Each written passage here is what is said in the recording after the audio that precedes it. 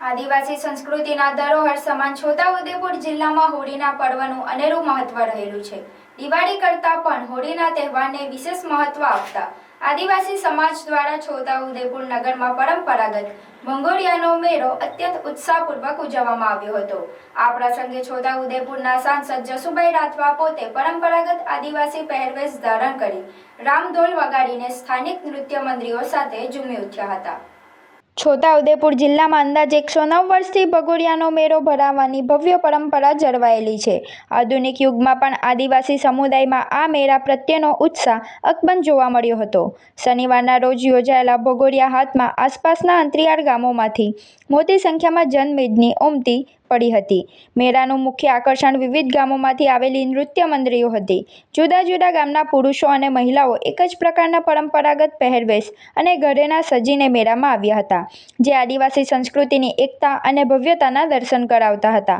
સમગ્ર નગરમાં રામઢોલ અને ત્રાસના નાદ સાથે આદિવાસી નૃત્યોની જમાવટ જોવા મળી હતી। સાંસદ જસુભાઈ રાઠવાએ સ્થાનિકો સાથે મળીને માદર અને રામઢોલના તાલે નૃત્ય કરી આદિવાસી સંસ્કૃતિને બિરદાવી હતી। વિવિધ ટુકડીઓના રામઢોલના ગુંજારવથી સમગ્ર માહોલ ભક્તિમય અને ઉત્સાહપૂર્વ બની ગયો હતો। આમ પરંપરાગત લોકનૃત્યો અને વાદ્યોના સથવારે છોટાઉદેપુરમાં ભગોળિયાનો ભવ્ય ઉજવણી સંપન્ન થઈ હતી। પણ હોળીના તહેવારમાં એ પોતાના માદરે વતન આવી જાય છે, ત્યારે હોળીના દિવસથી હોળીના આગલા દિવસથી 7 દિવસ પહેલા ભંગુરિયાના મેળાની શરૂઆત થતી હોય છે। અને આ ભંગુરિયાનો મેળો જ્યાં હાટ બજાર ભરાય ત્યાં ભંગુરિયાનો મેળો થતો હોય છે। હોળીના 6 દિવસ પછી હોળી પછીના 6 દિવસમાં ચૂલના મેળા થતા હોય છે। ત્યારે આ હોળી પર્વની સમગ્ર દેશવાસીઓને હું ખૂબ ખૂબ શુભકામના પાઠવું છું અને અભિનંદન આપું છું। સાથે સાથે આ સંસ્કૃતિ સાથે જોડાવા માટે તમામ આदिवासी भाई बहनों ने હું अपील પણ કરું છું। जय जोहार। आज की बदलती दुनिया में शिक्षा केवल डिग्री नहीं बल्कि भविष्य की तैयारी है। एक ऐसा भविष्य जो संस्कार, तकनीकी ज्ञान और मूल्यों से सुसज्जित हो।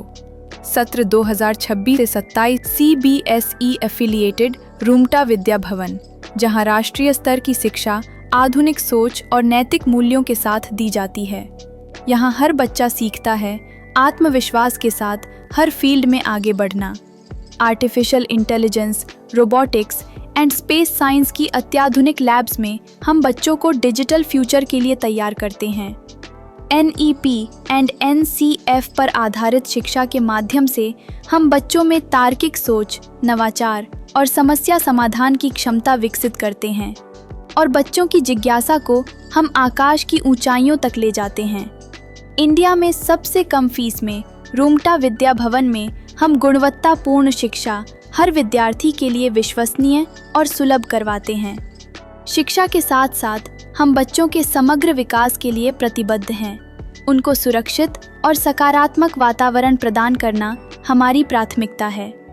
अपने बच्चे को दीजिए CBSE आधारित तकनीक सक्षम और मूल्यनिष्ठ भविष्य की शिक्षा। रूमटा विद्या भवन, जहाँ की शिक्षा बनाती है भविष्य के लिए तैयार और जिम्मेदार नागरिक। अपने बच्चे के उज्जवल भविष्य की शुरुआत के लिए आज ही रूमटा विद्या भवन में प्रवेश सुनिश्चित करें।